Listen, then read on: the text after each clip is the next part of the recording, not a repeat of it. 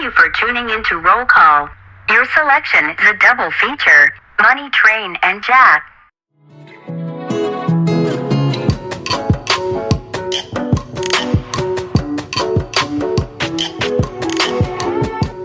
Hey, welcome to Roll Call, the show where two childless millennials gush over movies and follow an actor's journey from their early years throughout their blockbuster hits. Because let's face it, we miss Blockbuster. Yeah, that big popcorn's not going to sell itself. Hi, I'm Bria, just a girl doing what she wants to do in Live in Color. Oh, shit. I'm Simone, a nerdy middle school teacher who definitely is going to be stealing some teacher fashion sense from Jennifer Lopez. And just think of us as those annoying people at the party who can't let the 90s go. In today's episode, we'll chat about, again, Jennifer Lopez in Money Train and Jack. So we're going to start off with Money Train, which let's take a trip back to the year 1995. So just to set the scene a little bit, in 1995, a lot happened. I want to get the sad, ugly stuff out of the way.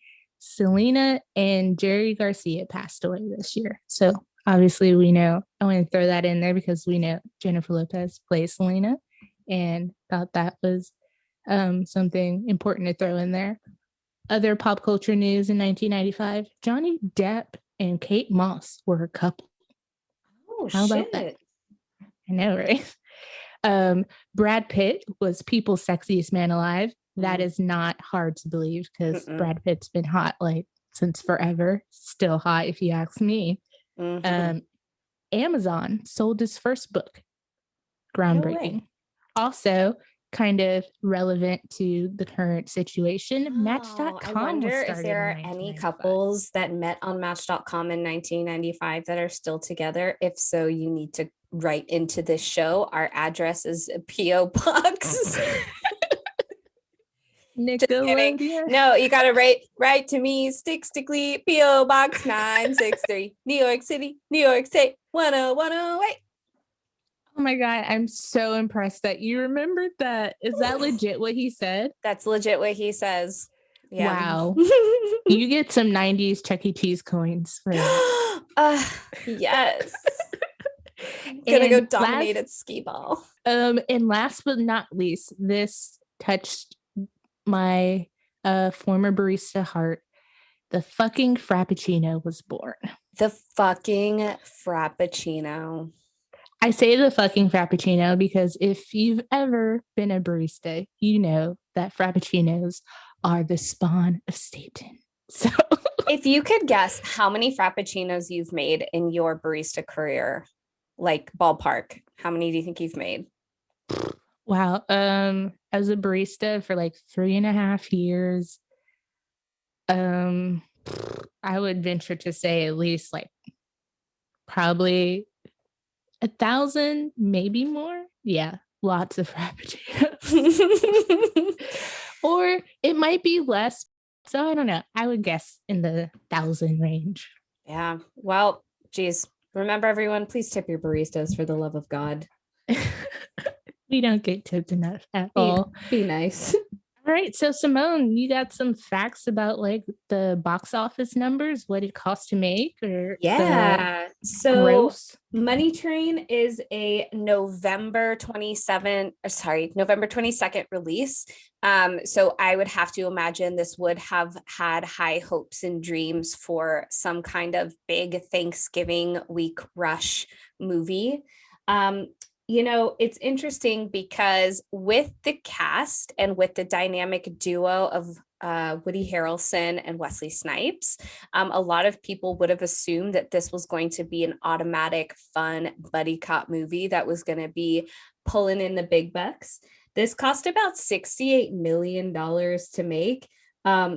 In its first week, it totally tanked. I think in about total, it probably grossed about 77 million. So with only an 11 million increase of revenue, this movie was categorized as a flop. Wow. Well, I mean, when you take a look at other movies that came out in November of 1995, you have Ace Mhm. Ventura, When Yep. Nature Calls, GoldenEye. Like, those are huge movies that, like, those are movies that still stick, like, you know, beyond when they came out. And obviously, Money Train did make a lasting impression. It Mhm. Takes Two. Is that the Olsen twins movie? Hell yeah, that's that Olsen twin movie with um Kirstie Alley, right? Kirstie Alley, and they're just two And little orphans from Steve the Gutenberg? Bronx. Is Steve Gutenberg the dad? Uh, yes, I'm gonna confidently give you a yes with that one. I feel like I remember him being the dad. And it's funny because I totally feel like I watched that movie not too long ago. I think it's on Amazon Prime. Oh shit. Um, I I wish had there that were on VHS. I think oh, that was one of the only Olsen twin movies I had on VHS. I wish there were so many more like Olsen twin movies available on streaming platforms. Like I want to watch all the cheesy bad detective movies. Yes. All right. So obviously Money Train was not really the success that, you know, the movie studios were banking on. It had a lot of competition. Those Olsen twins fucked up Woody Harrison and Wesley Snipes. No, I'm curious now to see how well It Takes Two did. But to move on from that, so movie review wise, there were some mixed reviews.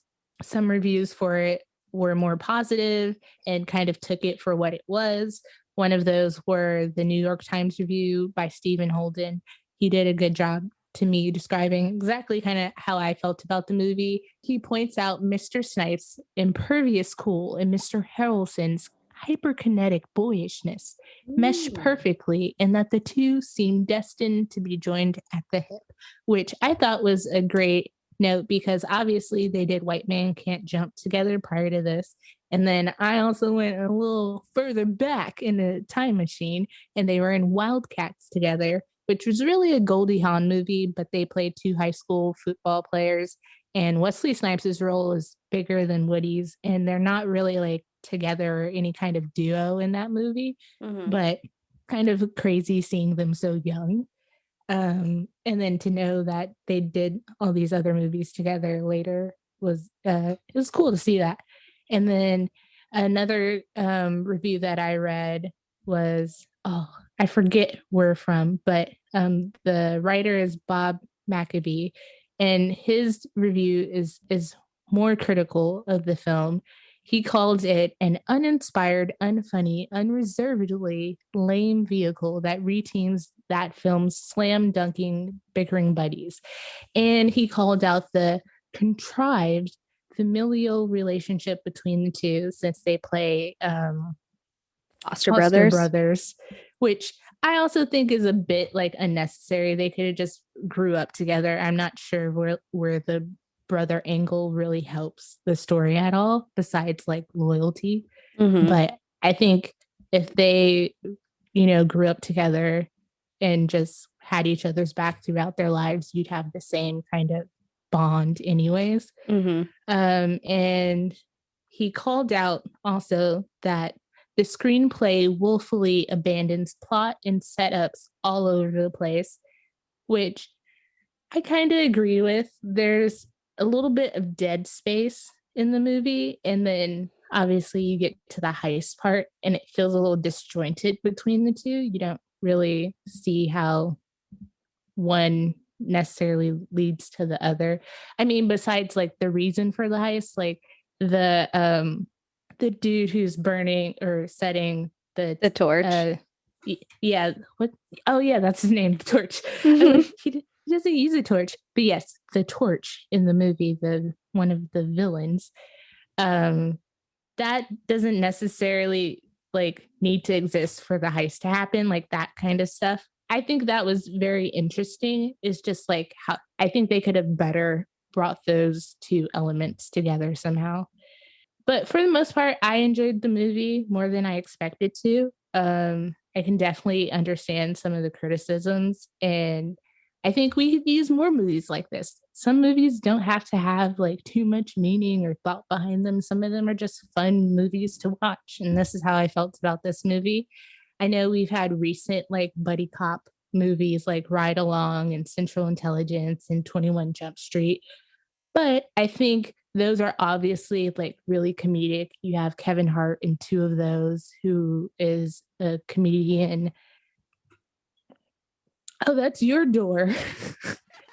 Yeah, I got a cat. I got a cat who's trying to peep in. I thought my mom was like opening, but I'm looking at your door.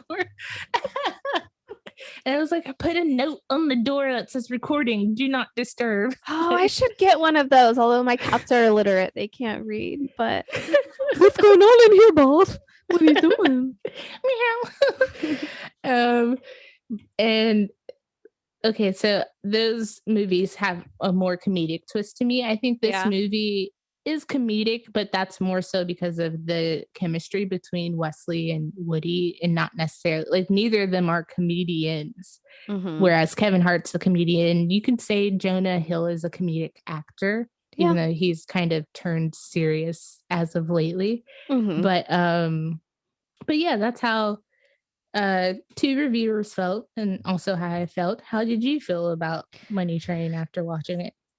A lot of things. I had a really fun time watching this movie, but I think that overall it needed to pick a lane. It felt like it was either trying to teetering the line too hard between comedy, buddy cop movie, and versus a like serious action movie. And I don't know if that's because it didn't have appropriate musical accompaniment in certain scenes. It was definitely your very typical 80s, 90s kind of like sitcom background music when the funny parts were happening or the sad parts were happening or the action parts were happening. It felt like a huge disconnect between some of the other cop movies that I've seen. Something in my notes that I said, this movie is brought to you in part by pushing people out of the way when you run, because there were so many times in which Wesley and Woody were running, or the torch was running, or other cops were running. And all they did was just push people out of the way, and then like incorporating dialogue like, hey, move out of the way, I'm walking here, like very stereotypical New York dialogue. I was just like, we get it, it's crowded, but you don't have to like drag on this scene by showing 5 minutes worth of running past people and pushing them. I was like, just get to where you need to be. I will say though, and you had kind of mentioned this earlier, where they didn't really need to have villains like the Torch. And I wouldn't actually say that the Torch was the main villain. He was more like a side plot, versus the rich money train man, as I called him, I would say is the main villain of the movie. And I think that the movie could have done a lot better had they focused on like one of those plots more than the other. Like if the Torch was a train robber that also lit shit on fire, and then they had to battle him at the end versus having him die off like, I don't know, 40 minutes into the movie.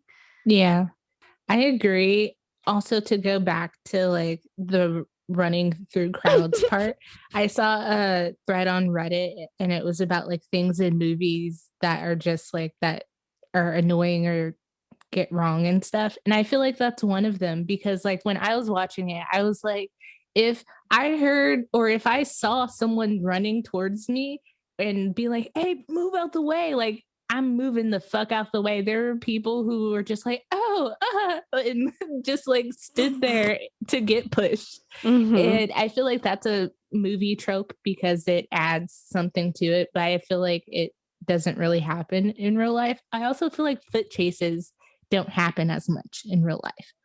I feel like that's a died off like thing. I don't know if that's even properly, I said that properly, but I've never seen a foot chase in real life. Like, Yeah, I'm trying to think. I mean, we didn't grow up in the East Coast. We're in the Bay Area. So we have a similar subway like transit system called BART, but it's not Bay Area Rapid Transportation, but it's not like the underground tunnels are not wide open like subway trains are. It's a very no, different yeah. system. And there are BART cops. I don't know if they're undercover in the way that the two main characters are in the movie, but there are BART police that are at every station, but I've never seen a chase. I've seen like arrests because usually if they see something happening in a train, then they'll Yeah. station someone at the next stop and arrest them. Back to chasing scenes.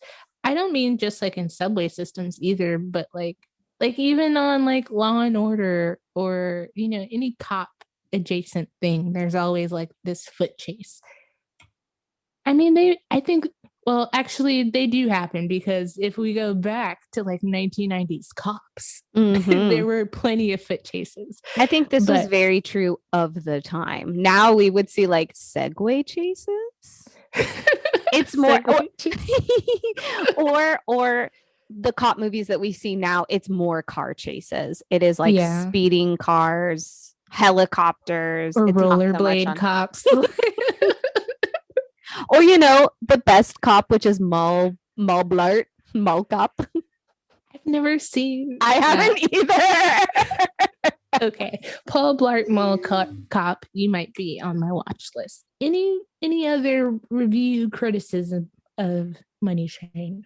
Yes. So I was starting to say this, but I got super sidetracked because I was thinking about pushing people out the way.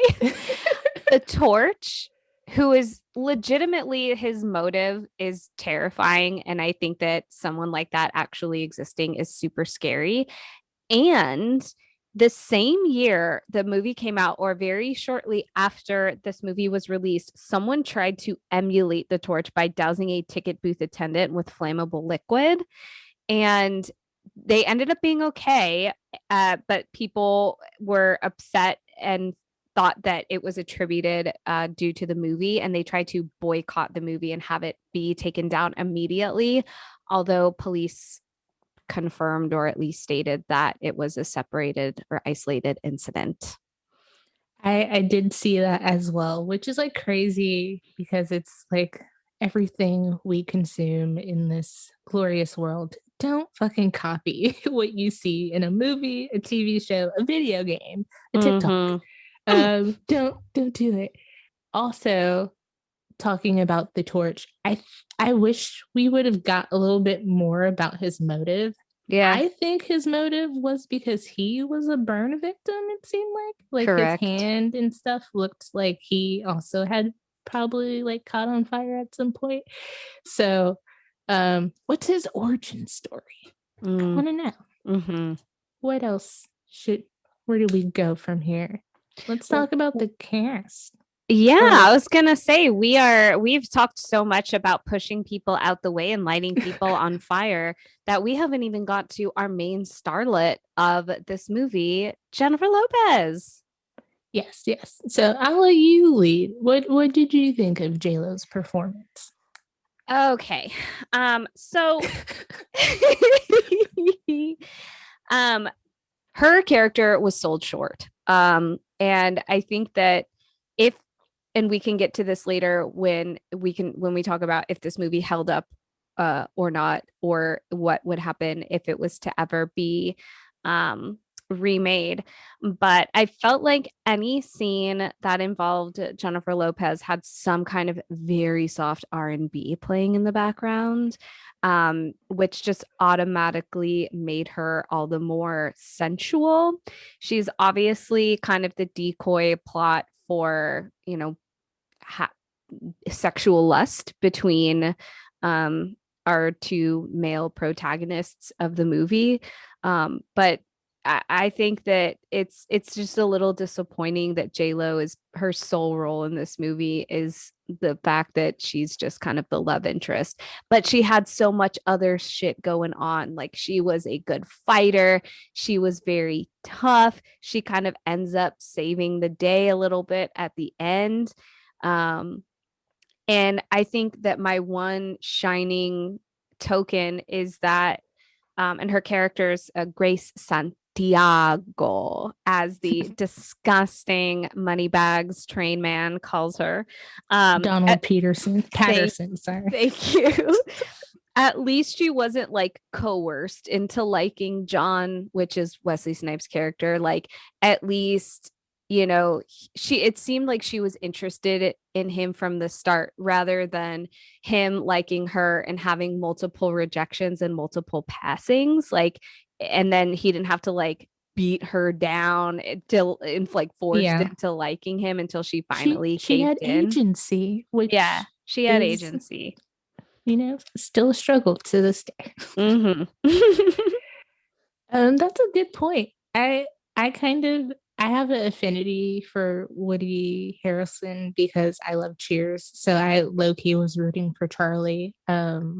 Unfortunately, at this point, he was heavily balding but had really long hair. A really nice mullet going on. Yeah, so that didn't really do much for him in that regard. And honestly, Wesley Snipes, I've seen him in a few movies, but this is the first movie, well, maybe New Jack City, but this is one of the first times, really, if you ask me, that I was kind of like, oh, Wesley, hello.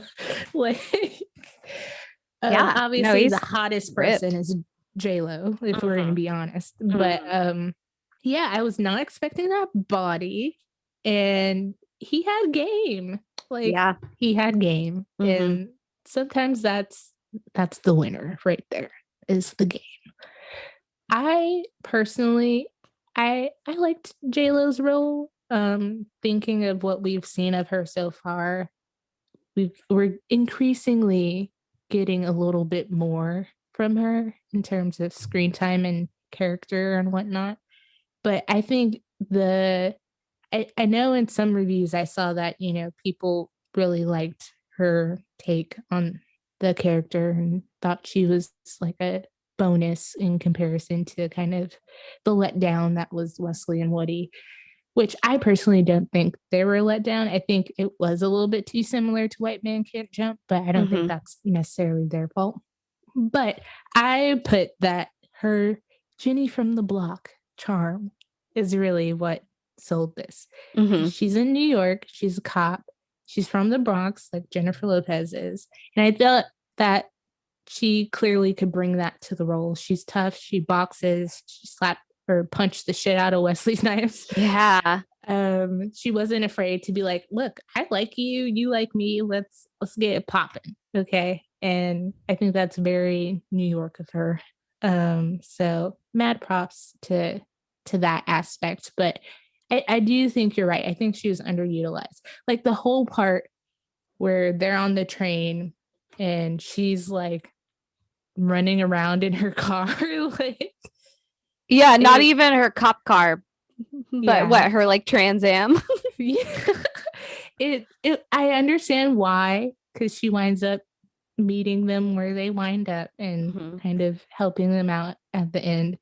But it just seemed like a waste to me in terms of giving her more screen time. Like, could there have been another way to include her kind of in that chase part without it being so like, I'm in my car driving, woo, and listening to the scanner and cheering on, you know, my cop buddies. Right. Also, I just want to, did it bother you, like the New Year's Eve part? Because part of me was like, I understand why you would choose to do a heist on a major holiday, because obviously you have police interest elsewhere to make sure like New York New Year's Eve goes without a hitch. But like in terms of, I was talking about driving, like the driving part, I was like, obviously the city's going to be crazy because it's New Year's Eve.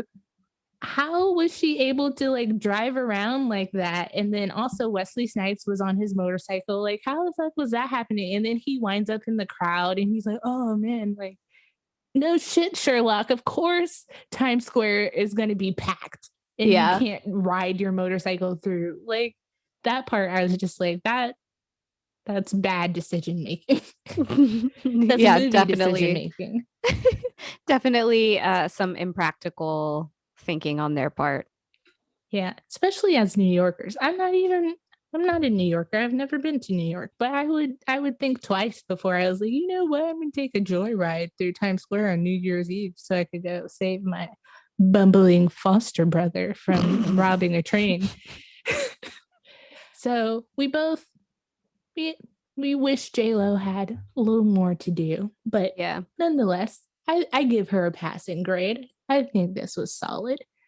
I kind of want to dive in a little bit into Woody Harrelson and Wesley Snipes. Oh, please do. They're the selling point of this movie because you have, I believe, when I'm assuming that they had great commercial success with White Man Can't Jump. Hey Simone, do you have numbers for White Man Can't Jump of the box office by chance? Oh, okay. Hold on. While you continue on with their screen dynamic, I will pull that up right now. So I've seen White Man Can't Jump. Love that movie. I think it's also a cult classic. It's great. It's a basketball movie meets like gambling and all sorts of fun vibes. And you have this dichotomy of, obviously in the title it says White Man Can't Jump, black and white and Puerto Rican with Rosie Perez and all that stuff. So it's a very interesting movie, and I think probably couldn't make it right now because racial tension is high. But I think it's a great movie at that time. And I'm a little disappointed that they haven't made more movies together. I feel like they could have been like a Lethal Weapon type franchise if you really wanted to, like Mel Gibson and oh my god, Danny Glover, that kind of vibe. I think they could have continued doing, or like have someone write like if this wasn't so centered on the money train heist, if it was more centered on them being subway train cops, this could have been a franchise if you ask me. I'm also curious if when they worked on Wildcats, if they bonded at some point and wanted to continue to work together and how that works out. And I'm also curious to know if they consciously stopped trying to work together, or they just, Woody Harrelson obviously still doing tons of stuff, still doing great movies. Wesley Snipes had a little bit of a break, a little tax snafu, but he's going to be in Coming to America, which actually comes out I think this weekend on Amazon Prime. I'm excited. I'm hoping that brings him back in a good way. But I really liked their dynamic still. I don't agree with the review that kind of was saying that it didn't work that well. I think part of that is the writing. And I think the writing relied probably too much on their already existing relationship and chemistry. And they could have got some better material at least to help accentuate that. Totally. I agree. I think it was one of those things where they tried to take advantage of a good thing and it was almost too much of a good thing. So comparing box office hits, looking at Money Train, as I mentioned earlier, it took in 34 million at the North American box office, including 10.6 million in its opening weekend. But with White Man Can't Jump, this was in 1992, grossed 14 million in about 1,900 theaters in its opening weekend, with a total gross of 76 million in the US and 90 million worldwide. And it was the 16th highest grossing movie of 1992. So White Man Can't Jump did a whole hell of a lot better. Damn. Yeah. Well, no wonder Yeah. this was like panned as a flop, especially given the copycat nature of it. Mhm.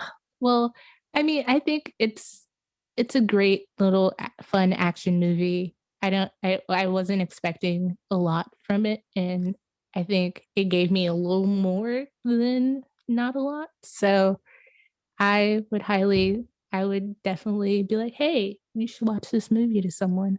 But I also oh, I lost my train of thought. You lost your money train? Like the little model train that Patterson was so uptight about. I'll fuck you dead, which was maybe one of my favorite lines ever. Jesus. Oh man, I didn't write any favorite lines down, but that was I liked how he had like little man syndrome. He was just Yes, like he did. so controlling and uptight and just he had a hard on for these two. like, why obviously, one person was so He just did. wanted why was to he like so involved with the money train and like the subway system. Like he was like the Scrooge McDuck of subways. Oh my God, he was the Scrooge McDuck of Subway money. I bet you that's what he does. He gets those comically large filled bags with coins and dollar bills fucking hanging over the side of it. And he pulls them into his money or into his pool at God, I just said so many words at once. And he takes those money bags, he whatever, dumps them into a pool and just dives. And he probably has some like really sleazy leopard Speedo. Yeah, I was gonna say like Bikini Bottom from Man. What's that name? Also, I always watching these movies, I'm always like, oh, I know that person. Oh, I've seen that person. We've got some I don't want to say A-list, but like some pretty decent like cameos, not even cameos, because that's like intentionally like, oh, we're gonna shove this person in there. Mm-hmm. But we've got some decent actors and some supporting small roles that I was like, oh, hey, like the dad from Veronica Mars. He was one of the money train guards when they did the shift on the money train. Yeah. And I was like, oh, shit, I know him. And then you have Vincent Pastore from The Sopranos, who was just gambling with Woody Harrelson. So it's pretty. Oh, Enrico Colantoni is the dad from Veronica Mars. I noticed. I feel like there was another cop that I noticed, but I can't remember. Well, Chris Cooper is the torch, and he's like a bad guy in almost every movie you can think of. He's been in a bunch of different stuff, and I mean, obviously because of the date of this movie, and maybe because he was kind of in one of those creepy like big cloaks and was just pouring like pissy yellow liquid on people. He was almost unrecognizable, but he's been in so much stuff too. So I thought, I'm looking at his credits, and you're right. I think it's because he's kind of unrecognizable to me. But seeing normal him, yes, he has been in a ton of stuff. He's in the Born Supremacy, Seabiscuit, Jarhead, me, myself, and Irene. Okay, so yeah, this cast was pretty, and I think too. I also wanted to get into another comparison to White Man Can't Jump. You have the spicy Latina role played by Jennifer Lopez. In White Man Can't Jump, you have Rosie Perez, who plays Woody Harrelson's girlfriend, and she goes on Jeopardy, which is amazing. That was an amazing little side storyline for that movie. But Rosie Perez was the choreographer on In Living Color. So at one point, she was J.Lo's boss. Man, we're like 6 degrees of J.Lo now. I know. I'm probably like gonna think of stuff like that when I watch stuff in the future. Like as we go through this, I'm like, oh, they were in that J.Lo movie and blah blah blah. And anyways, also J.Lo was I think originally she did not make the cut as a fly girl, and someone couldn't take the not part, but the, I don't know, the position or whatever.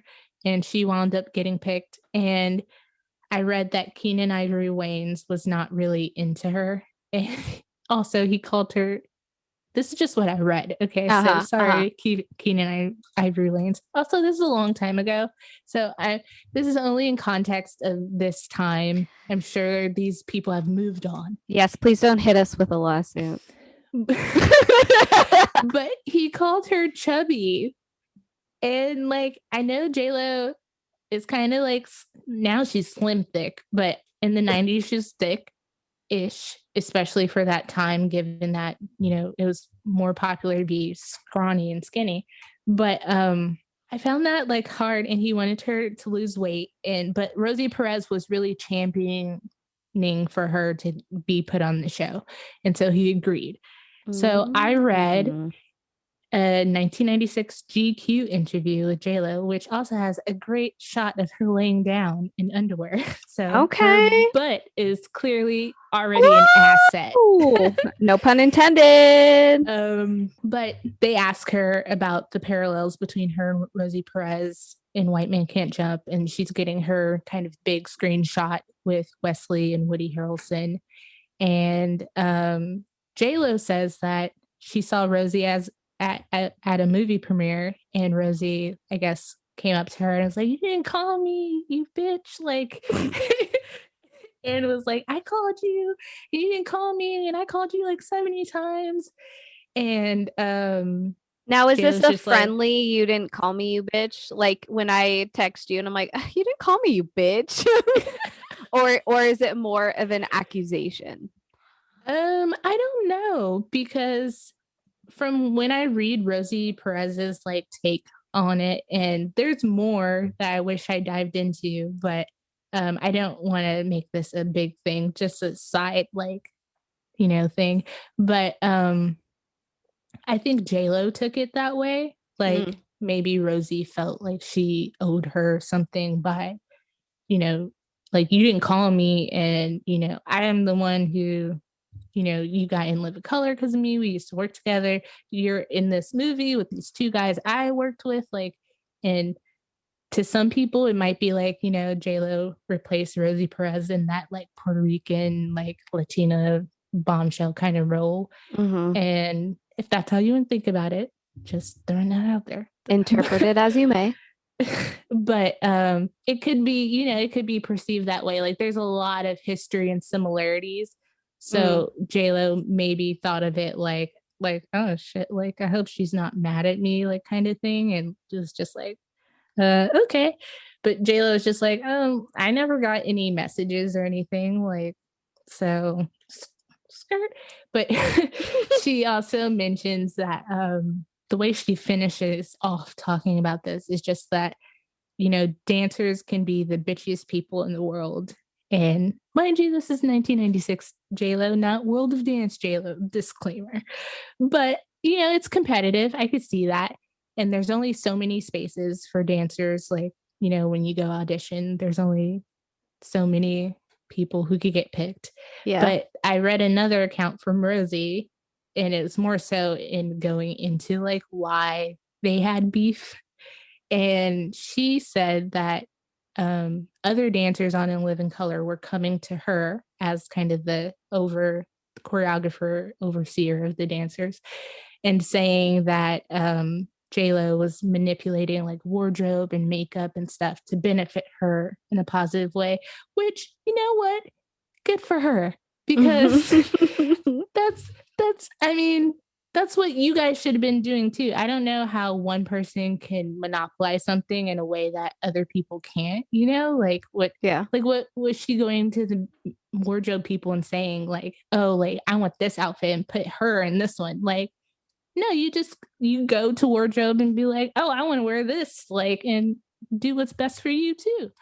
And hey, it worked out to her favor. So I can't blame her for like wanting to outshine people. And I did read that at one point she was like, you know, I'm better than all these other girls. And, you're always picking on me and stuff like that. So there's a lot of tension and I don't know this experience because I wouldn't say I'm one of those people, but I think when you have it and you're really pretty and it's obvious, like if you watch Fly Girl scenes, I don't know if it's just because we know now who J.Lo is, but she does stand out. Like she is like She has eye-catching. good stage presence. Yeah, she's beautiful and she's eye-catching. And I think, you're gonna have haters. And she learned that early on. So that's the tea on that. And I'm wondering if the Grace Santiago role was kind of like, okay, well, we need this person from White Men Can't Jump because the movies are so similar. There's also not like a lot of interviews from the actors about this movie. I'm assuming because it tanked. Nobody really wanted to hear from them. Like J.Lo did mention like hanging out with Woody and Wesley and having a good time and stuff with them and partying with them. But besides that, she's like, despite what people say about the movie, I had a good time and that is what it is. But there's no long like discussion about, so how did Money Train impact you as an actor? There's none of that. And I think for Wesley and Woody, it's also like a blip in their careers, but it's a solid blip to me. A solid blip. But I think it's an interesting point that you're making because Jennifer Lopez was still pretty early on, at least in her like movie film acting career, and that Woody Harrelson and Wesley Snipes were already pretty like household names at this point. I think Jennifer Lopez was just starting to become a major household name, but not in the way absolutely that she is now. But I think Wesley and Woody could have taken that hit as a blip and be like, well, I have Cheers money, or like I have other things going on for me.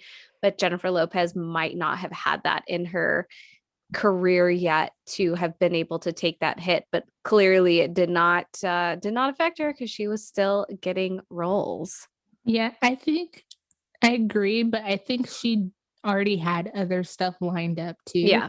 Oh, totally. And she had stuff already filmed in the can that was ready to be released later on. I don't think this hurt her career in any way, but it would have been interesting if it had.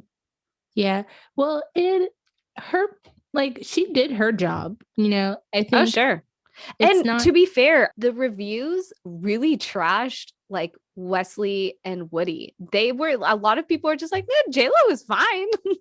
Like she wasn't really the problem of the movie. Yeah, no, that's exactly what I was going to get at is like, even though to me, I think it really has to do with the writing, not necessarily like their performances, because you can only do so much with what's on the page. So I sound like I'm a fucking thespian, but I've watched a decent amount of interviews with actors, and I think it's true. Like you can only do what's on the page. There are some actors who want to craft like this whole like backstory for characters and stuff. This doesn't seem like one of those movies. So I mean, I think that Charlie's backstory could have been stronger, especially with his gambling problem. I think that was like too like lightly touched, like especially given that he took such serious course to correct his problem.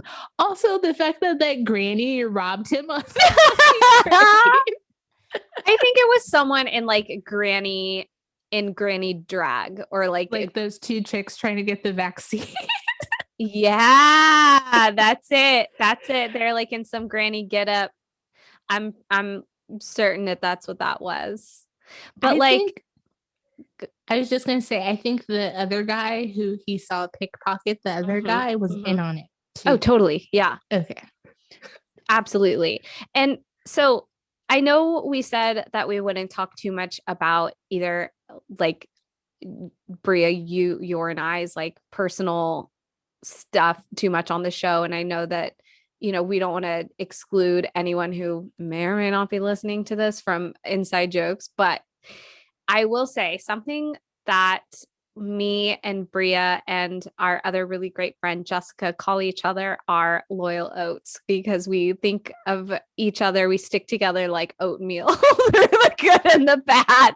And I'm copywriting that right now because if this is a loyal oat production. This is a loyal oat production. Fucking Quaker is our daddy of all time. But I will say nothing spoke more loyal than the relationship between these two foster brothers, because the fact that Wesley was just like, yeah, here's $15,000. I was saving it for a rainy day. You go pay off your debts now. Like, what the fuck? Seriously. Also, honestly, the fact that he trusted him, like, to here's the money, you go deal with it, and didn't like babysit him and accompany him. I don't know if that is, it's a testament to his loyalty and stuff, but at the same time, like, bro, how dumb are you? Because when he was like, yo, I lost the money, like, he was like, of course you did, of course you fucked it up, like, and it's like, if you kind of know that in the back of your head, maybe just like, hey, I got the 15 grand. Let's go down there and handle this and make sure this is squared away. 2 is better than 1. And in that case, they fucked up that part. So I think that's also maybe why he winds up having that soft spot and be like, oh shit, I'm going to go save him from the fucking train. Drive my motorcycle down in the subway station now. Yes. Because at first he was like, it's not my problem anymore.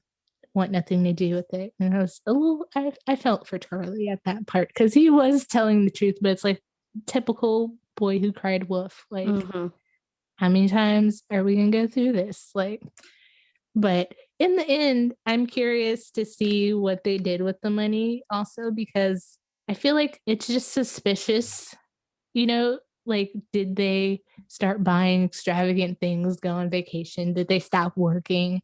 I feel like if I stole money, you gotta pretend that everything's like normal. Yeah. And since they technically had their badges stripped prior to that, I would have liked a little bit of closure and follow up on if they got their jobs back, or if they did the things with the money that they said they were going to do, like go on these lavish vacations or get a house in Cancun or whatever. Also, what a fumble to have a scene possibly, like, I've seen heist movies or things like that where like they kind of, the end scene is like, you know, them on the beach or whatever doing, or like maybe it was them still chasing down people in the subway. Like, you know, like, this happened, but you know, this is what we're doing now. But what a fumble to have them on a beach, or more so have J.Lo on a beach in a fucking bikini. Agreed. Hello? The last scene should have been a slow-mo, like, pull out of the camera with them on like a white sand, like a Sandals Jamaica resort, where they're just tipping their waiters thousands of dollars. And we have like a happy little cute J.Lo in a bikini. Coming out the water, or is she on the beach? Very Halle Berry in what's the Bond movie she's in? Die Another Day. Yes, when she comes out of the water and she's all drippy and like Pierce puts Brosnan. her hair back. Yeah. Or flash forward to Love Don't Cost a Thing, J.Lo. Yep. All right, so I think we could wrap up Money Train, right? I'm good with wrapping up Money Train. And I think that that's a good segue. So I know we are just very guilty of sexualizing Jennifer Lopez.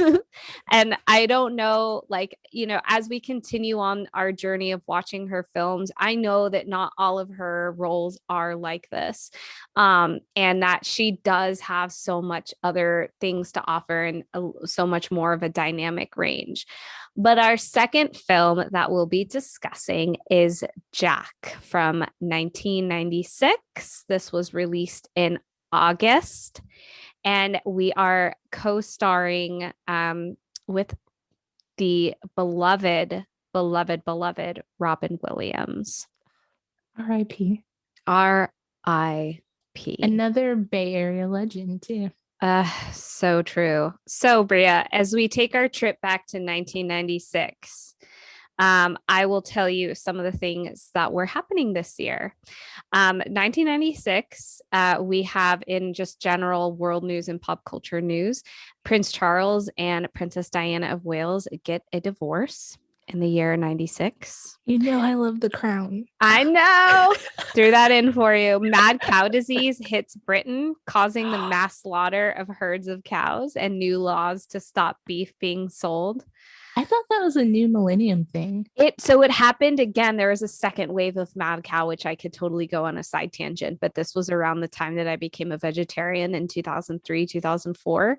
And when we visited, I visited Spain with my 8th grade Spanish class this year. And in 2003. Someone got that good education. Yeah. Spain trips.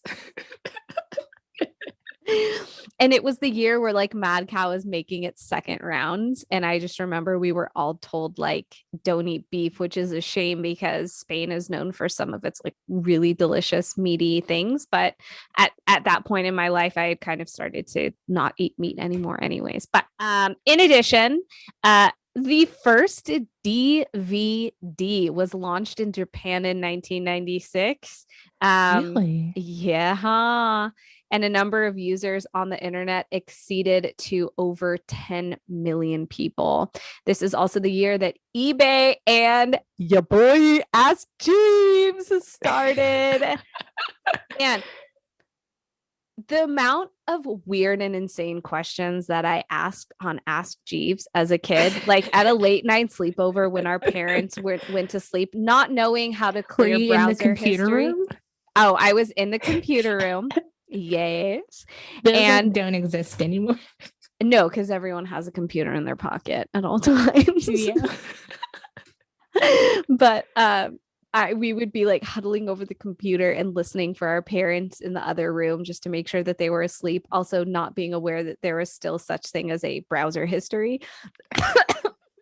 We'd be typing in questions. It would escalate to what is poop made out of versus Jeeves defines sex. Ask Jeeves told me about the birds and the bees. Oh my god, that is peak 90s kid, early 2000 memories. Like, yes, I had an affinity for Ask Jeeves because I mean, you have this cool little butler guy, you know, versus Google, which was just like colorful Fruit Loop letters. And I was like, I didn't even know like where to search, or like, even though Google was way more like, you know, powerful, I was the Ask Jeeves kid as well. I was like, I'm gonna go with the Monopoly guy. Like, yep. I'm gonna go with his pompous British butler and just ask some questions. Jeeves doesn't exist anymore either, huh? R.I.P. Ask Jeeves. Yeah, R.I.P. Jeeves. I hope you retired well. But eBay is still alive and thriving, and we both love a good eBay. We sure browse. do. We sure do. Especially for 90s nostalgia. All right. Well, I can talk on and on about what else was happening in 96, but for the other nerds out there, this is the year that Nintendo was released in Japan, the N64, which it's going to be making its way into the States shortly after. That was my first gaming console. Oh, I was about to say me too, but we had the Sega. And then Dolly the llama was cloned this year. Sorry, not the llama. Jesus Christ. Dolly the sheep. I was thinking of Dolly Llama. I'm so sorry. I am so It's sorry. funny because like I just thought it was like a pun. Like it's a llama named Dolly. But I also knew what you were talking about thanks to VH1's I Love the 90s. I'm sure that was a segment in one of the episodes. Was about cloning. It's in in science textbooks and stuff. That was huge. Oh, really? Mm-hmm. That's how old I am, that our science textbooks did not cover Dolly the sheep. Awesome. 1996. Just, you can't tell me anything about the 90s and me not like be like, oh yeah, I know. And to top it all off, my last closing comment, this was the year that we got Wannabe. Spice Girls released Wannabe. And obviously that has changed our lives forever. Now, Bria, we're switching a little bit with Jack. When you were looking up some research, what was the overall cost of this movie and what did it make? Dun, dun, dun, dun. I was thoroughly surprised at this budget because I was like, where did it all go? It doesn't show.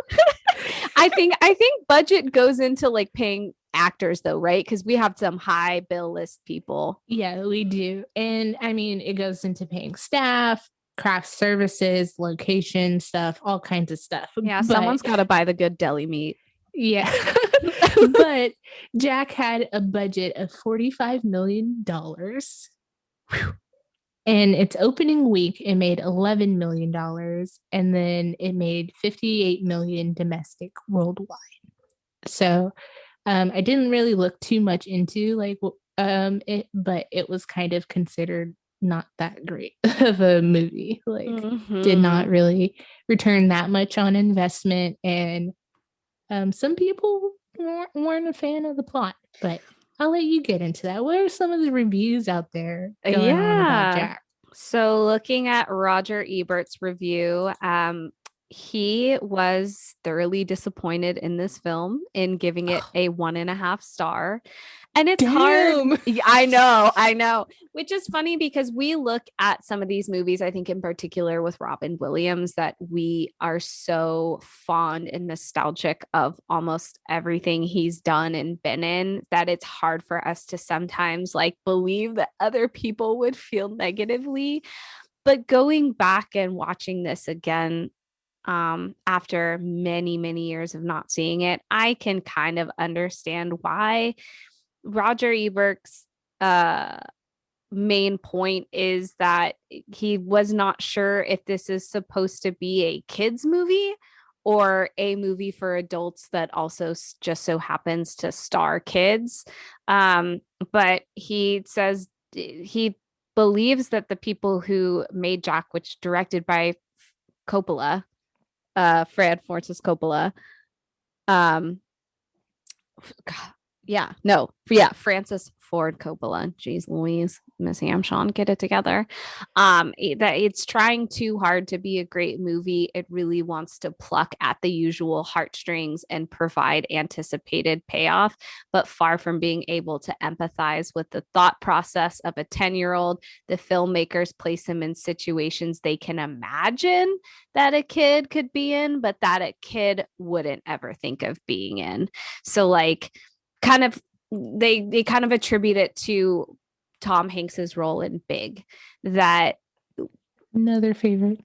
Yeah, so good. That Williams was the basic plot of the movie is he's born with a chronic rapid aging disease. So Robin Williams's character is 10 years old, but in a legit like 40-year-old man's body. He shaves. He's the typical hairy Robin Williams that we all know. And that the plot tries to put him in these very kind of grown-up spaces and grown-up situations, thinking like, oh, if I was a 10-year-old in a 40-year-old man's body, this is what I would want to do, without thinking that that's probably not what an average, like 10-year-olds don't want to go buy Penthouse magazines. 10-year-olds don't want to go to a bar and drink. What did you want to do at 10, Bria? Hell if I remember.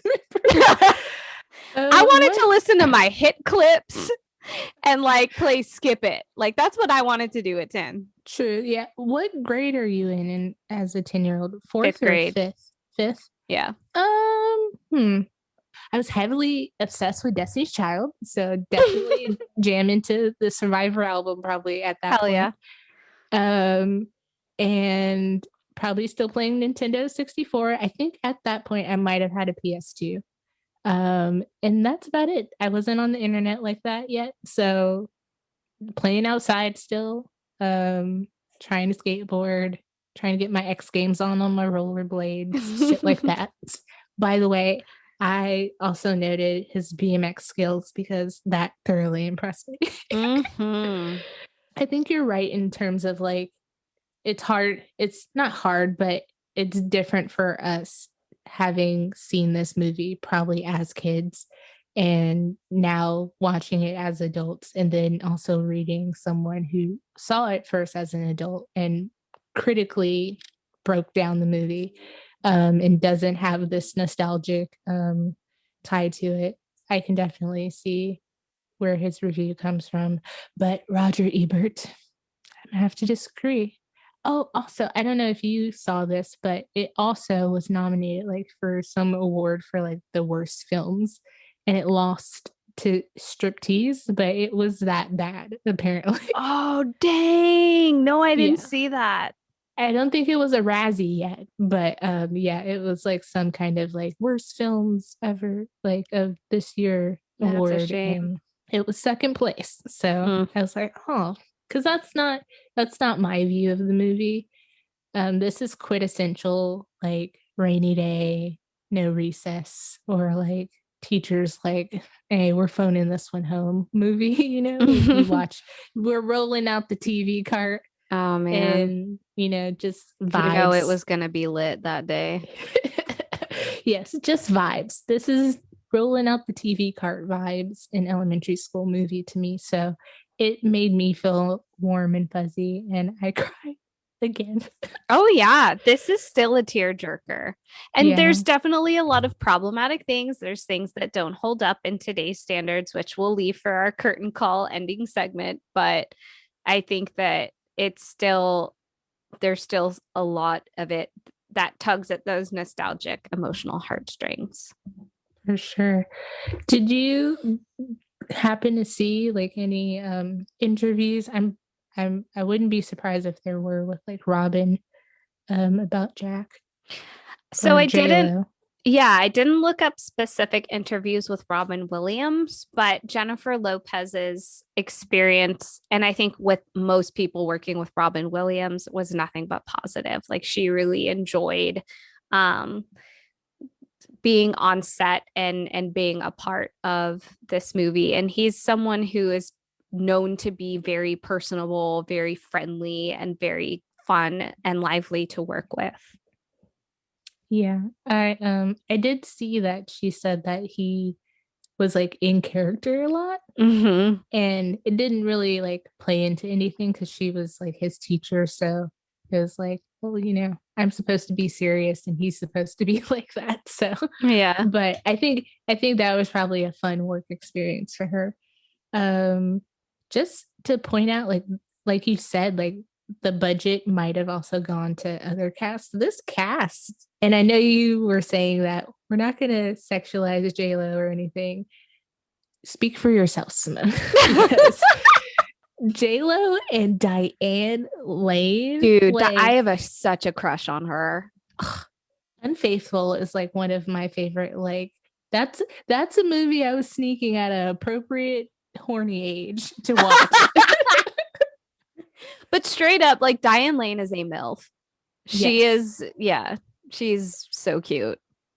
But and Jennifer Lopez is totally a hot teacher, which also a thing I noted was that one kid who also was in Under Wraps. Yes. He's also in Under Wraps. What's his name? But that kid, she was like, what do you want to be when you grow up? And he's like, a gynecologist. And she's like, why? And he's like, because of you, Miss Marcus. I was like, I mean, I understand, kid, but goddamn, like that kid say the darnest thing. The nerve of that child,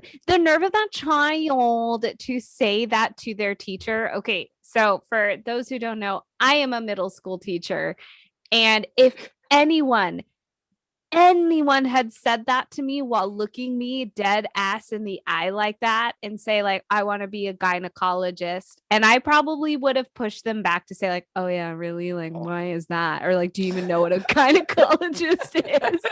And they looked at me in the eye and say, because of you, Miss Amshon, I would vomit on their desk right there and said, like, that's a straight phone call home. That is a get your ass out of my classroom. I want you removed from my classroom. You are now going to spend the rest of the year doing your work in the office. Like, that's my nightmare situation scenario. Luckily, I that has never ever happened to me, and I don't think that I register on my students like hot teacher list, thank God. But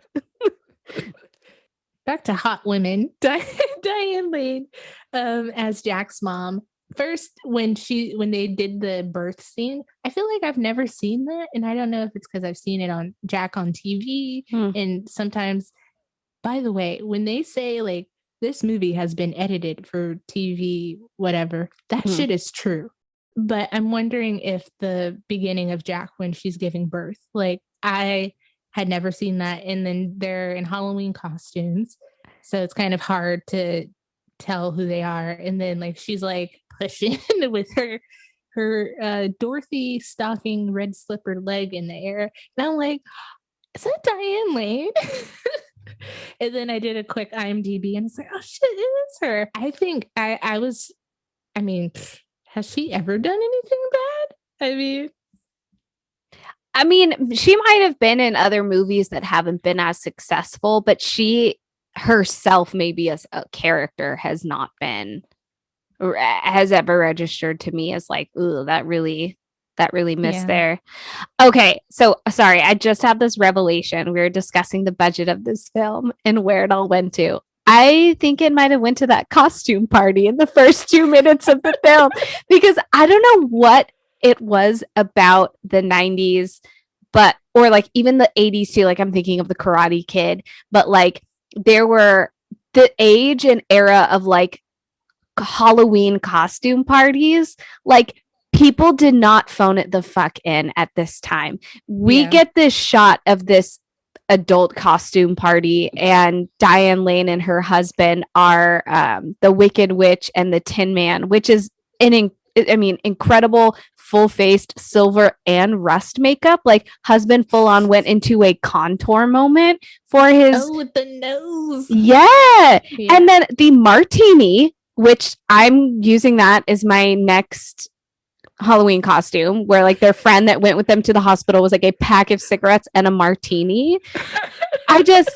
There were so many things happening that's probably where they blew this budget. I low-key was like, am I watching Hocus Pocus? Because I watched it on Disney Plus, and I was like, did I click on the right movie? The party is like that level of epic proportions. Yeah. But you're right. A lot of 90s movies feature like these really epic Halloween parties. Hocus Pocus, Casper, you said the Karate Kid from the 80s. Like, bring that back. Yeah, I want to see some dedication on my friend's behalf the next time, like not in these panini times, but the next time that we can get together and do a Halloween costume, no one better pussyfoot out of it. That's unacceptable. And you know what I think it is too? I think that, I mean, in the 90s, of course, we had Party City and Halloween. It's a Halloween City? No. There's Spirit? Yeah, Spirit. But there's a Halloween City. That's like if you don't have a Spirit in your town, you'll have a Halloween City, and it's a little bit better priced. But in the 90s, you definitely, in the 80s, you do, but you have like, for kids mostly, you have like prepackaged costumes, And I'm not going to say that we don't have this at all. I just think it's different now because it's more like we go to Disney a lot for Halloween. So there are tons of adults who are super decked out for that. And like they're situational things that people get dressed up for, but I feel like it's not in the context of like this huge Halloween party. Like, it's always like maybe a con, or like Disneyland is kind of, it feels like a con in a way because it's like, Disney. And just I feel like we need to bring back like the town Halloween party in like the local civic center. Everyone's decked out in like a homemade costume.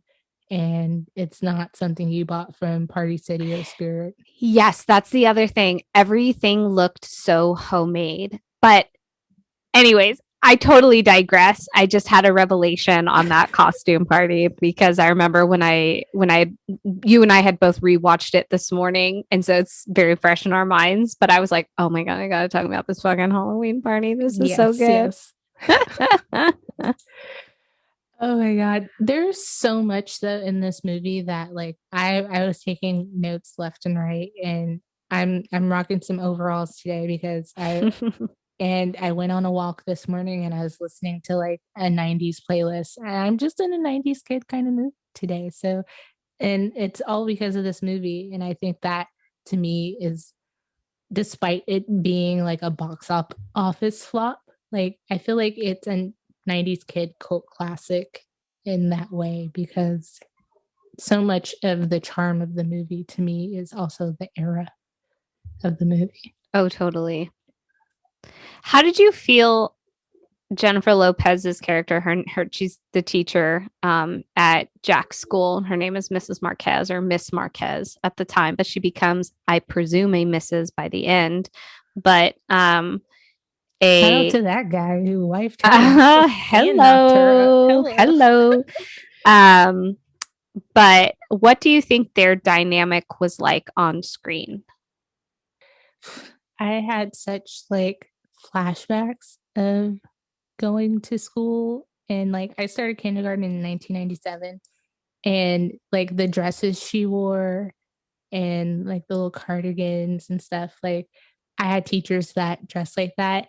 And also I just like, not all teachers look that great, but I had like two teachers who weren't on J.Lo level, but like who were on J.Lo teacher level a little in bit. terms of style and like put together. And, like, I'm gonna embarrass myself, but my first grade teacher, Miss Gant, who's also Mrs. Hatcher by now, like J.Lo, she got wifed up.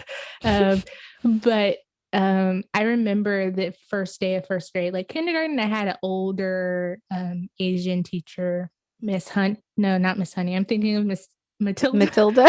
Also, I want to say like she gave me Miss Honey vibes in a way. They had like a similar aesthetic. I was thinking that. My first grade teacher, I remember the first day of first grade and like going to class, my mom being like, all right, here we are, like here's your classroom, and like seeing her, and she had on like one of those like kind of dresses and like a cardigan, and she had a bun, and I remember like, wow, my teacher's so pretty and she looks like a Barbie, like in like my little 5-year-old mind, because I'm a October baby and my mom was not having the hold you back a year bullshit. So I'm always a little off age-wise, but I remember that. And then oddly enough, I had second grade in the same classroom, different teacher, but Miss Wax, gorgeous lady. She was of mixed ethnicity and she had awesome curly like brown hair, but she was really pretty too, and definitely gives me like aesthetic wise similar fashion wise too. So I have like a personal affinity for that kind of teacher. So I thought she did great. I thought she like had the like sweet teacher, thing down when he first starts, and she's like, well, let's ask him some questions, and she was like, okay, you assholes are gonna ask him some questions, so I'm gonna ask him some questions.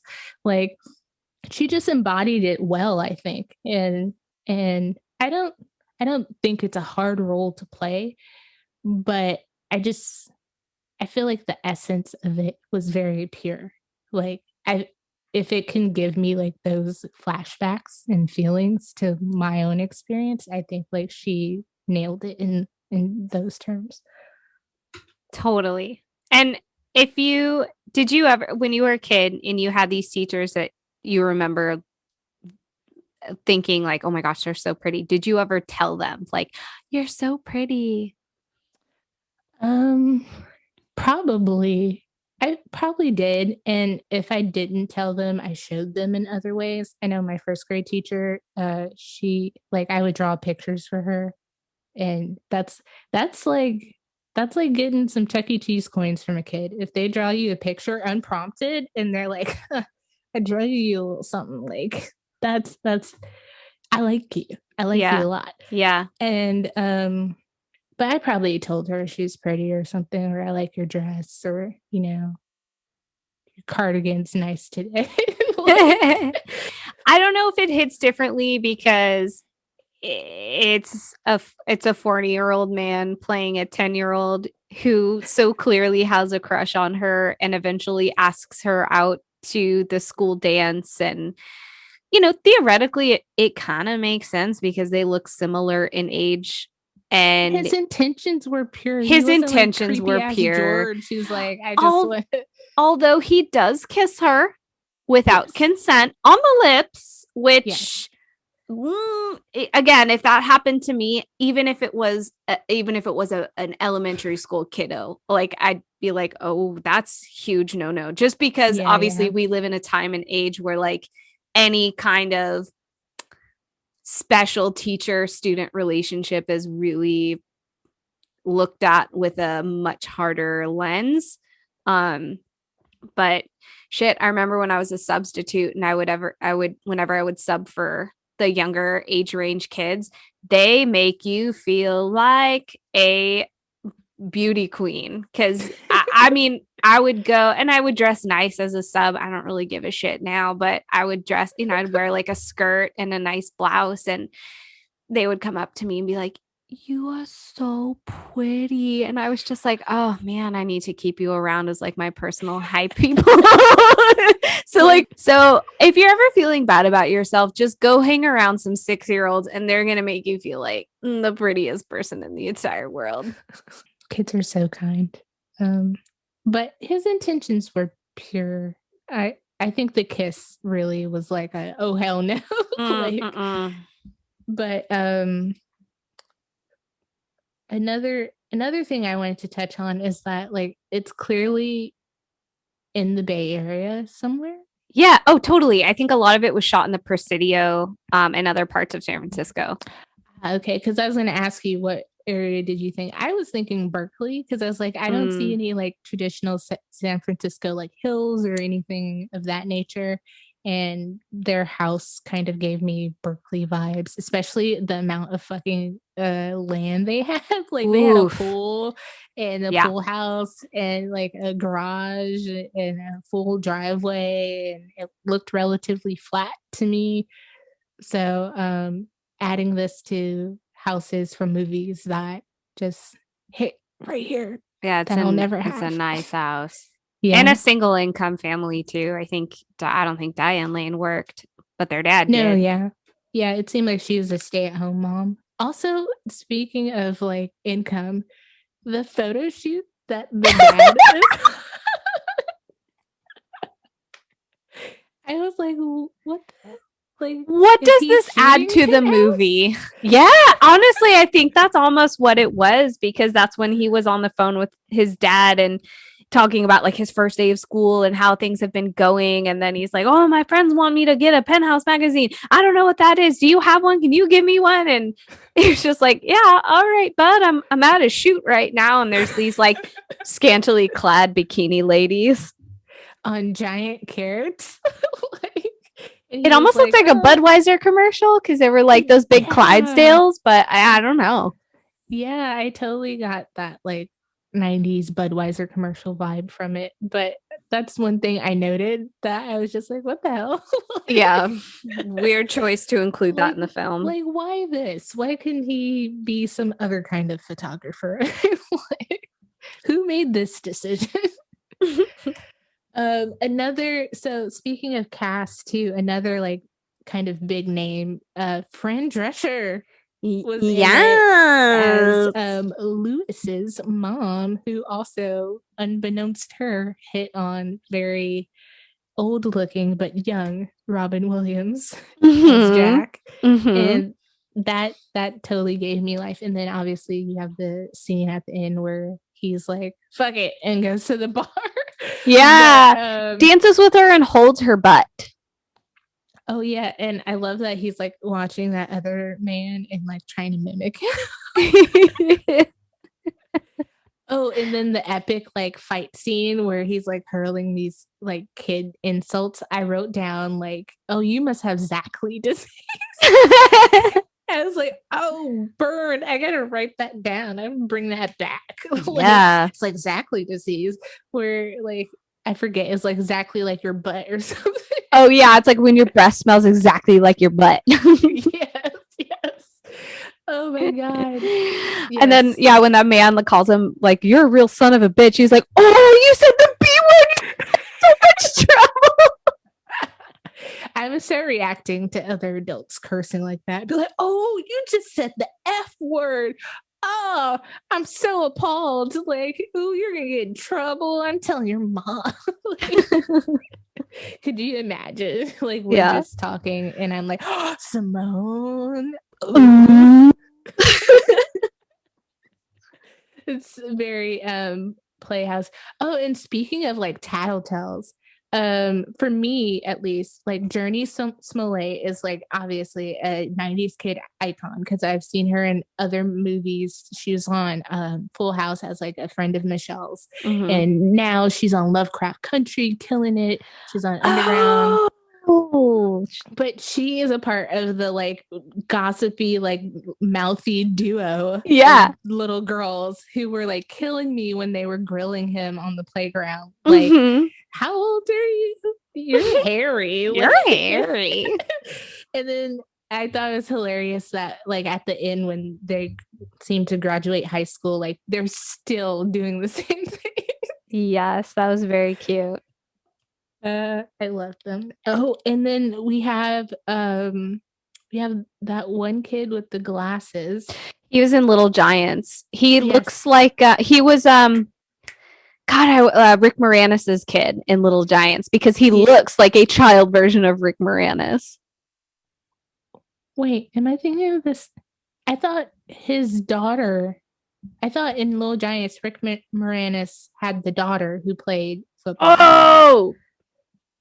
But yes, he was in Little Giants and he was also in the movie Lloyd. But Todd Bosley, like such an iconic, like nerdy kid, like a la Squints from Sandlot. Absolutely. I want to give props to just the 90s kid aesthetic because it was solid in this movie and it just hit me home. And it served a lot of looks. I remember when I saw this movie in the theater, and I am the type of girl who, if you so much looked at me and you had a heartbeat, I would have a major crush on you. And I left the theater being obsessed with Lewis. And he appeared later on, I think, in that like Leave It to Beaver reboot movie that came back out later. But was he Wally? No, he wasn't the Beav, and because Wally was played by Eric Von Detten, another. You're right. Yeah, I think he was like a friend. I think he was Eric Von Detten's friend or something. Yeah. But oh my god, so cute. Also, like to hype up Louis, like just boys in the 90s had awesome hair game. Like the hair, like the slick back, like just. For a little kid who's like 10 in 5th grade, he was killing it. He was giving Uncle Jesse a run for his money. Now, what part made you cry? Was it Lewis's speech at the end or was it the graduation speech? Oh man, I had like build up tears because I knew what was coming from having seen it before. It was definitely Lewis's speech, but I started tearing up once, like, after the rejection, like once he had like the heart angina episode, like, or angina episode, and I was just like, oh shit, like he's gonna like I remembered the ending wrong. I was like, oh man, he's gonna die and he's not gonna get to like finish the school year or whatever. But like all of that leading up to it, just it was like a little couple tears here and sniffle and like okay. And then like it was like his fucking speech, and I was like, oh god, like and then his speech at the graduation. So and then all the kids coming to his house and being like, Miss Jack's mom, like, can Jack come out and play? Like, I also, like, why the fuck didn't she let them visit him? Like, I think it's more so that he didn't like want visitors or he didn't want to play. But I was just like, if he goes out with not having seen his friends, like, shame on you, Diane. Like, shame on you. But yeah, multiple parts. What part made you cry? Like, The friend's speech, Lewis's speech at the end. I don't cry too often in human movies, if that makes sense. Like any animal movie, 100% I'm gonna cry. so But that Marley and Me fucked you up. so okay, that's what I was gonna bring up is the part. So when Jack gets rejected by Mrs. Marquez and like flees out and has these heart palpitations, these heart issues, it reminded me of that scene in Marley and Me when like they pan a few years later and Marley like jumps out of the car and he's just a little more slower, and I was like, oh god, it's happening.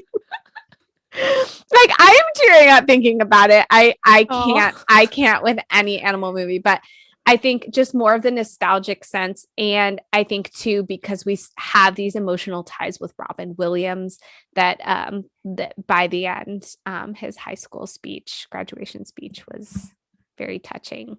Yeah, and to speak on like the emotional ties, like I feel like Jack in a weird way is like it's one of the films that kind of encompasses his spirit. I feel like because he has such a childlike humor, Yeah. you know, and that he's just like all over the place with like his impersonations and just being funny. And I know I sent you a TikTok of someone recounting a story of meeting him, and like that also just embodied like that child, like only he could do that. And like, yeah, you just, we never have another Robin Williams, but I feel like Jack embodies his spirit in a weird way. It's this kid trapped in this older man's body. And I also like got double teary-eyed at the end because I feel like Jack has aged to a point where unfortunately we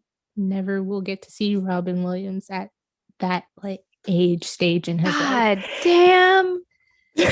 Sorry.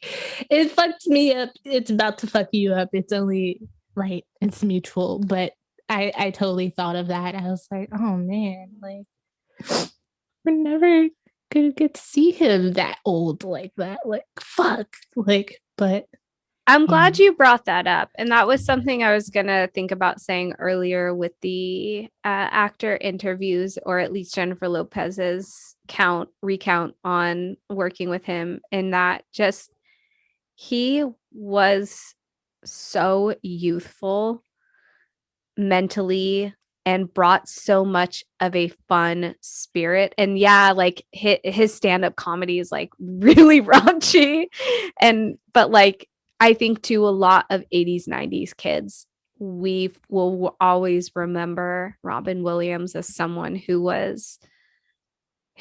attributed so much to our childhood. And we'll always be thankful for that. So he was on your original list though when we were picking out actors for this, correct? I don't think so. I was being snobby and I was choosing like serious actors. Yeah, you had Meryl Streep on there. I was like, oh, she's not playing around. Yeah, I had like Denzel, Meryl Streep, Viola Davis. Yeah. And it just so happens we landed on Simone's like funny joke kind of like like person of Jennifer Lopez. But I mean, I have a few things that I just like want to throw out there. Oh, please. Robin Williams light up LA Gear shoes. Ooh, I want those, and not those stupid USB ones you can buy on Amazon that just stay lit up. Like I want to walk and have my shit light up as I walk. Mm-hmm. Okay. Mm-hmm. Also like this end of the year project, I was like, that's a mistake because they're not going to write this shit to the very end. So The dialogue on that was a little like, she was just like, all right, you're going to start an essay. What do I want to be when I grow up? And it's due at the end of the semester. So don't wait. And I'm like, what point of the year are we in at this point? And, she says stuff that I say, like, I want you to use reasoning in your writing and watch your grammar and yada, yada, yada. But I don't know if they went into this more. I'm sure they would have spent a lot of time in class drafting, revising, editing, peer editing, what have you. But yeah, that's the only way you're getting a draft out of me is, now the day before. Yeah. Well, no, is if it's a part of class time or yeah. Your first draft is due. That's the only way I ever really did drafts. Every other thing was I have this paper due this week. I should probably work on that. Diane Lane is wearing this awesome make believe get up when she's playing with Jack, and Lewis comes and visits him, I think, for the first time, and yeah, I just love stuff like that. It's clearly hodgepodge stuff together, and that's also awesome of her as a mom to be that hands-on and fun like that. That's the kind of parent I would have wanted to be if I had kids, but we're childless millennials, so well, I think a lot of that came from the fact that they had sheltered him for so long, that she was his best friend, that she wanted him to have as much of a normal life as possible, but would still obviously feed into, because she was wearing a makeshift White Ranger Power Ranger mask. I don't know if you caught that. I did. Their guns. I feel like she had a morphing badge thing. Hell yeah, she did. Okay. Also, their fucking treehouse. Oh, yes. That was a scene that I remembered a lot as a kid. There were scenes that I always remembered. If you ask me what's the one thing you remember about Jack, I would say Jennifer Lopez eats red gummy bears, because that's something that I just always remembered, because I'm obsessed with food. But the treehouse was one, and I know we have not touched on this subject yet, but it's almost unavoidable at this point. In that one actor we have not mentioned who's in this film is Bill Cosby.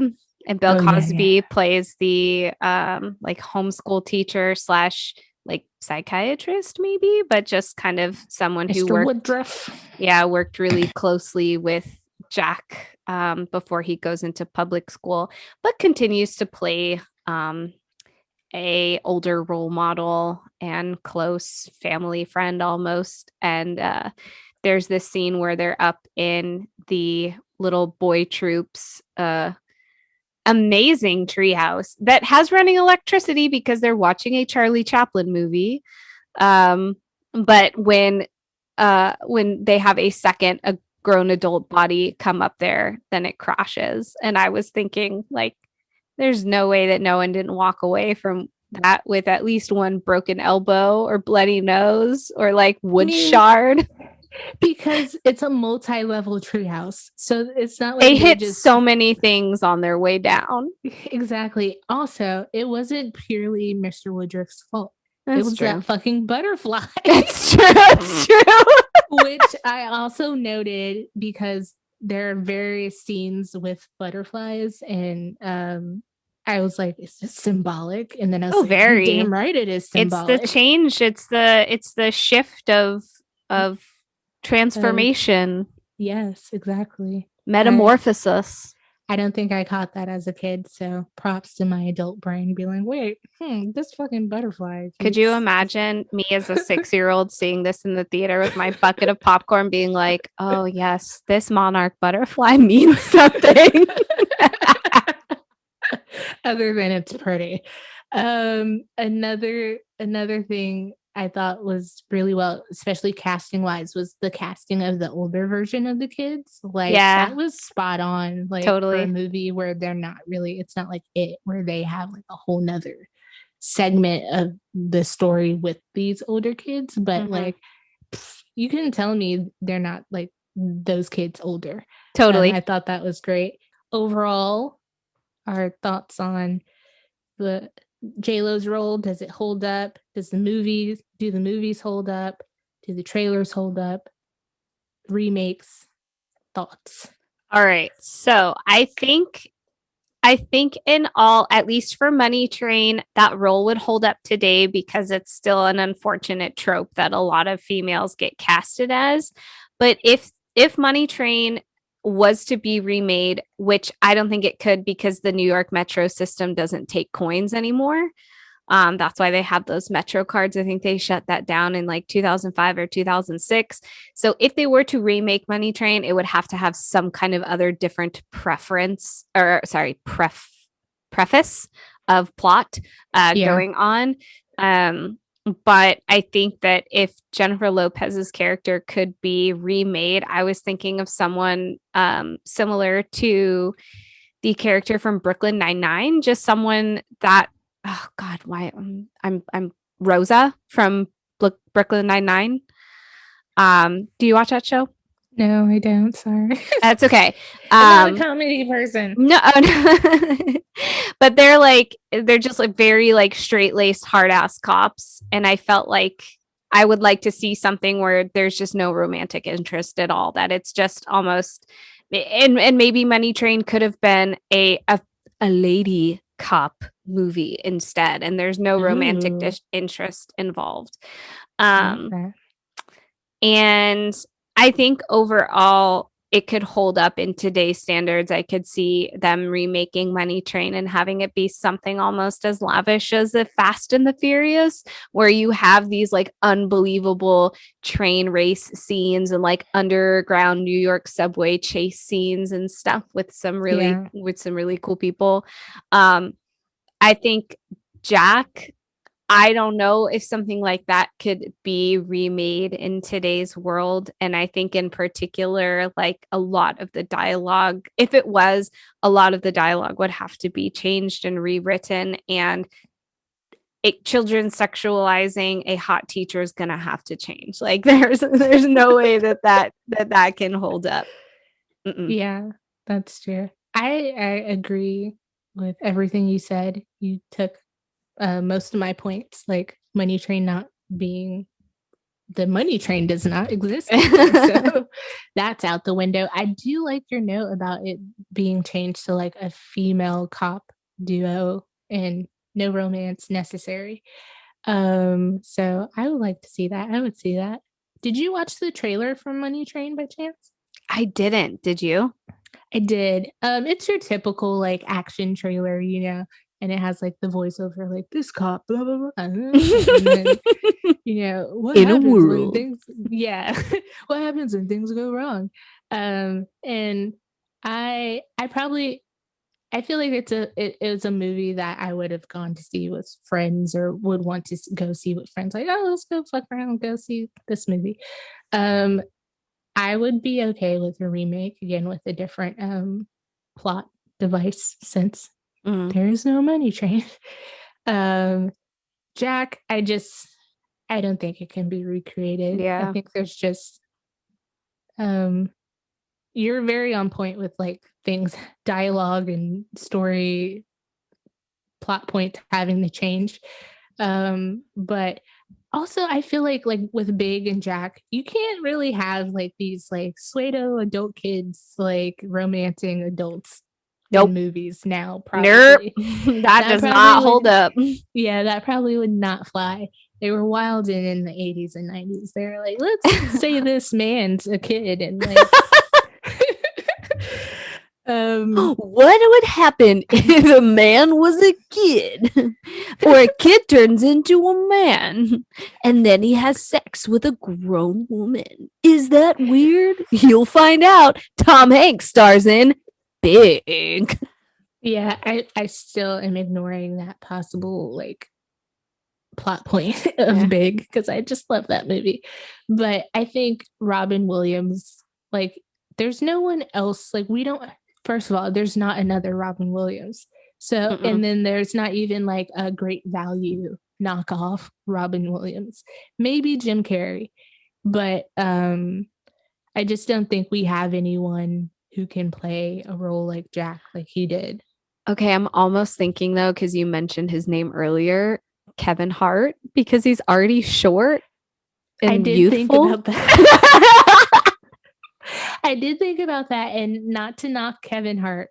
I just like, I don't know if I would be sad like about like the situation with him, because Yeah. his humor is so like, he's a great storyteller, like as a comic, like that's his stand-up is very much story based. And then in movies, I feel like he's just like over the top funny and like, you know, very like, yeah, I don't know how to describe it really, but I just, I don't know if he can pull at your heartstrings. I don't think Mm-hmm. he's found a way to do that as a comedian yet. Mm-hmm. Maybe this would be the thing that would do that, but I did think about that because I also briefly thought like daddy daycare kind of thing, Yeah. but yeah, I just don't think that this movie, like this story, really needs to be retold, can be retold, and we don't have the personnel to retell it. So, Mm-hmm. but to me, this is the epitome again of a rainy day classroom movie that, you know, you watch and you have fond memories of because you watched it in school. Mm-hmm. And there is like that nugget of like deep meaning and all that in terms of living life and, you know, not letting time pass you by and living your life to the fullest and being kind and all that stuff. But yeah, that's my curtain call on these movies. All right. Oh, I don't want to deprive you of your snack and cocktail hour. Okay. All right. I didn't think of this ahead of time. Sometimes I already have them planned, but then sometimes I think about them like when we're talking about the films in person. So obviously for Jack, my snack would be gummy bears, red gummy bears only. And then I would probably do some kind of like soaked gummy bear in vodka situation. Or he orders what, like a Shirley Temple. Madonna. Oh, although I did note that, I thought that was hilarious when that guy was like, "Get him a Madonna," and he's like, "What's that?" It was like, "It's a Shirley Temple without the cherry." Like, yeah. yes, okay, that's a solid drink choice. Money Train. Money Train, I think, would be brought to you. Let's see. I would most likely, I'm looking back in my notes if I can see any. Oh, I would do a flaming Dr. Pepper shot for Money Train. Oh, for the torch? Yeah. That's smart. That's clever. All right. So for Money Train, I had like, I'm gonna need like classic New York pizza. I just feel like because they're cops and, you know, they're busy and whatnot and they're on the run. Classic, just slice of New York pizza. Yep. And then they had beers in the movie. I felt like that was appropriate. So maybe give me the Grace Santiago special, a shot of Jack and a beer, and call it a day. Okay. And then for Jack, I threw it back since we're throwing it back to the 90s. And I was like, just give me a Lunchable and a gummy bear drink. So I was thinking, I wasn't thinking like you were, which is smart, like soaked gummy bear cocktail, but I was thinking like some like how Jamba Juice has that white gummy smoothie, like some drink that tastes like a gummy bear. Also, to shout out to Mrs. Marquez or Miss Marquez. Yeah. So, but I don't know if that would pair with my Lunchable well. You know, Lunchable, the original charcuterie board. Yes, but that's just what I thought of food wise for that movie. So. Oh, okay. So for closing though, do you remember what Diane Lane packs for Jack in the movie for lunch? Like, she is stuffing cookies. Like, she makes sure that he has the best lunch. Yo, when I was like, damn, how many cookies you gonna give him? Like, and then she was like shoving it like close. And then I was like, is it because he's so big? Like, even though he's 10? Maybe he has to eat that much calories to like keep up with his body. Yeah, because like he had like an apple in there. We know he had cookies. We know he had gummy bears. Also, I mean, not to like mom shame anyone, especially like a fictional character, but like gummy bears is not necessarily a good lunch choice. Like, yeah. But like I don't remember besides a Lunchable getting candy. Like my mom put candy in my lunch bag. No, it would be after a holiday. We would have like maybe a couple pieces of Halloween candy for the next couple of weeks placed in our lunch boxes, but they were rationed out for sure. Yeah, like he had a hefty bag of gummy bears. Sure did. Sure did. But yeah, like she packed an awesome ass lunch. So maybe her thought behind it was something like, listen, if this is my kid's first day at public school, I know he's going to be ridiculed by these kids. So like, I remember one of the things that I thought made you a cool kid was what your mom packed for you in your lunch. And like you would be observing what other kids pulled out of their lunchbox that day. So if someone had a Lunchables, it'd be like, oh shit, they have a Lunchables. And that's who you'd want to sit next to because you would trade. Yeah, I know Lunchables were like hot ticket, like lunch items. I wasn't a like lunch bag trader. I was very much like, this is the shit I like, and my mom knows it, so I like my lunch. Like I want my Doritos. No, I don't want to give you one. Yes, I'm stingy. F you. And I feel like I was one of the few kids who brought lunch. Like, me too. A lot of kids I feel like ate like the school lunch, and I remember changing it up and be like, I want to eat the school lunch because that's what other people are doing. And then I realized what the school lunch was, and I was like, never mind. I want to bring my lunch again. The only good thing I recall from elementary school was like the square pizza. That was decent. Yeah, but everything else was kind of weird, and I was just like, no, just give me what you got.